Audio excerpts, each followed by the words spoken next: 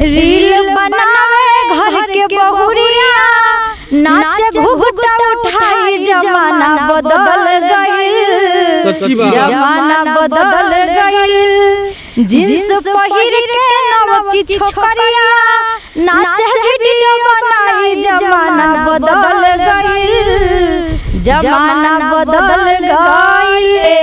आटा के लोई ढोरी, आटा के लोई ढोरी, आटा के लोई ढोरी, ऐसे जे गई बोलो अपना बिहार के इज्जत डूबई बोलो अपना बिहार के। जग में माई बिना केहू,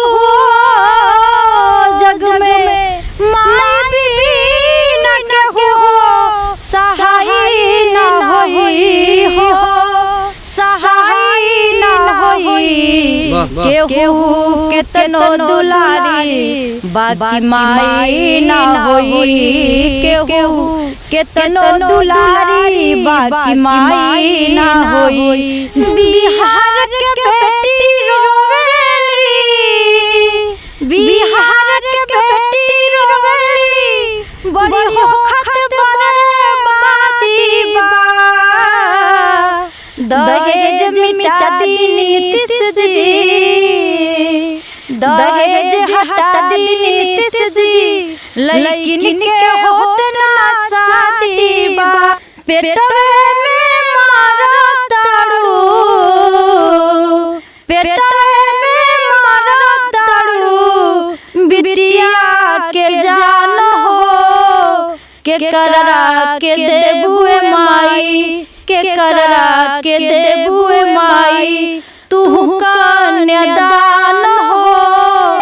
इस स्टार लोगन के झगड़ा सबके नाक कटावता, कितना पानी में बाटे सभे अपन हुनर दिखावता, कितना एक्टर डूब गइल लो यही तरह धइला से। भोजपुरी भोजपुरी गायक डूबिलो आपस में अझुरैला से।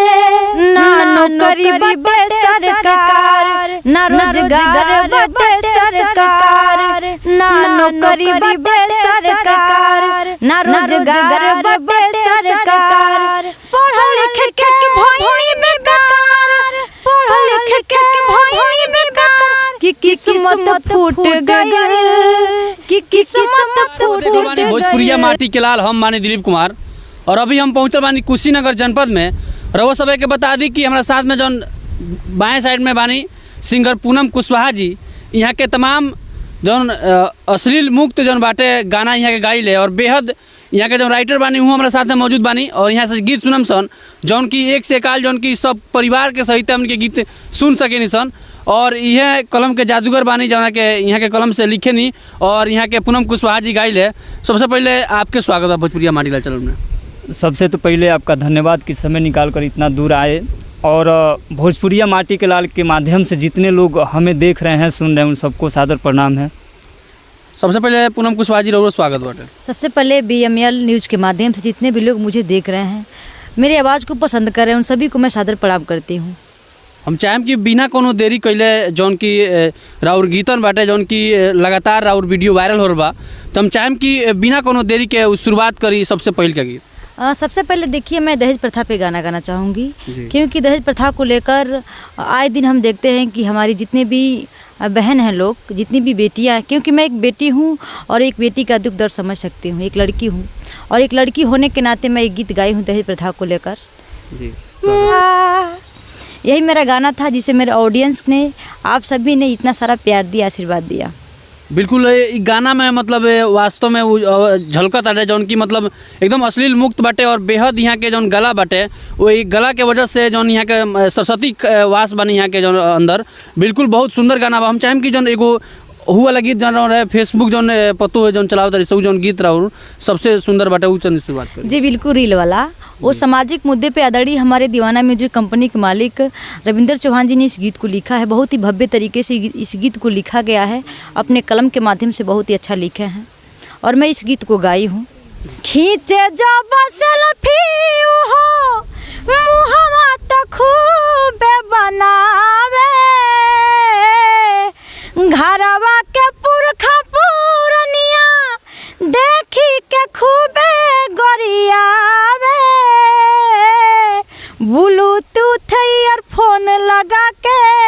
भुनुर भुनुर बतियाई जमाना बदल गइल, जमाना बदल गइल। रील बनावे घर के बहुरिया, नाचे घुघटा उठाई जमाना बदल गइल। एक दिन कहते हैं कि बेरोजगारी घट रहा है, लेकिन घट नहीं रहा है बल्कि बढ़ रहा है। वो आए दिन कहते हैं, लेकिन हम लोग इसीलिए इस गीत को मतलब जो लिखा गया है गीत को बहुत ही भव्य तरीके से, बहुत ही अच्छे तरीके से गीत लिखा गया, बहुत शानदार तरीके से, और मैं इस गीत को गाई हूँ कि किस्मत फूट गइल, कि किस्मत फूट गइल। ना नौकरी बाटे सरकार, ना रोजगार बाटे सरकार। 20 साल पढ़ाई कइनी, पापा के कर्जा बढ़ैनी। बिल्कुल सही बात। 20 साल पढ़ाई कइनी, पापा के कर्जा बढ़ैनी। अब पीटा तानी कपार, अब पीटा तानी कपार। कि किस्मत फूट गइल, कि किस्मत फूट गइल, कि किस्मत फूट गइल, कि किस्मत फूट गइल। अच्छा, ये गीत गावल का रुआ कब से शुरुआत करनी? देखिए, मुझे इस लाइन में आए हुए साल भर हुआ। सबसे पहले तो मेरी पारिवारिक स्थिति बहुत ही ख़राब थी। हम बहुत ही एक पुअर फैमिली से बिलोंग करते हैं। मेरे माता पिता की उतना मतलब वो नहीं था कि ये लोग हमको इस लाइन में ला सके, वो लोग मेरे पीछे पैसा लगा सके या मेरे पीछे वो लोग मेहनत कर सके। क्योंकि मेरे फैमिली में सारे लोग जानते हैं कि हम लोग के पास उतना आमदनी नहीं है, हम लोग उस लायक नहीं है, तो इसको आगे कैसे बढ़ाएंगे। तो आदरणीय हमारे दीवाना म्यूजिक कंपनी के मालिक जो रविंदर चौहान, जो आपके सामने पेश हैं, इन्होंने मुझे देखा कि बाबू आप अच्छी गा रहे हो, आपकी आवाज़ अच्छी है, तो इन्होंने मुझसे कहा कि आप चलो, मैं आपका एल्बम कराऊंगा, मैं आपके पीछे मेहनत करूंगा, आपके पीछे मैं पैसा लगाऊंगा, आप गाओ, आप मेहनत करो, आप आगे बढ़ सकते हो। तो मैंने की चमकी के बरसे बदरिया, चमकी चमकी के बरसे बदरिया, छठी मैया होखी ना सहाय, दौरा उठाई आगे चले महादेव, गौरा जी संगे गीतिया गाई। ए छठी माई गौरा जी संगे गीतिया गाई। क्योंकि जो मुझको संस्कार मिला है, मैं भले ये गरीब परिवार से हूँ, लेकिन जो मेरे माता पिता ने संस्कार मुझे दिया, जो मेरे कंपनी मालिक ने, मेरे कंपनी के सारे लोगों ने जो मुझे संस्कार दिया है, और मेरे ऑडियंस में जितने भी लोग साफ़ सुथरा छवि के हैं, साफ़ सुथरा छवि के गाने को पसंद करते हैं, उनका सारा आशीर्वाद दिया हुआ मेरे ऊपर है।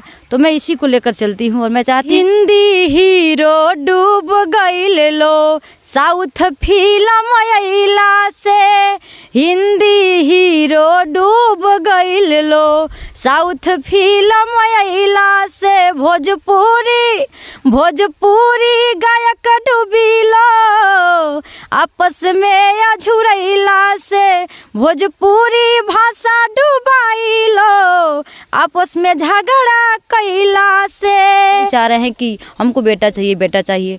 लड़कियों का नाम सुनते ही, लड़कियों को जन्म लेते ही लोग क्या होता है कि अपना मनोबल थोड़ा घटा लेते हैं। कुछ लोग हैं, सबको मैं नहीं बता सकती, गा रही हैं सब, फलाना पत्रकार तो ये पत्रकार, तो मैं उस पर भी गाना गाई। हिट होखे खातिर कैसन कैसन गाना लोग गावता लो हो, सबका से निमन भोजपुरी अपन भाषा, भैया विदेशी लोग के चढ़ल एकर नासा, भाषा भोजपुरिया में जहर काहे मिलावता लो हो, अपने देशवा के शान मीडिया वाला के इज्जत डुबावता लो हो, अपने देश के धरोहर पत्रकार के इज्जत डुबावता लो हो।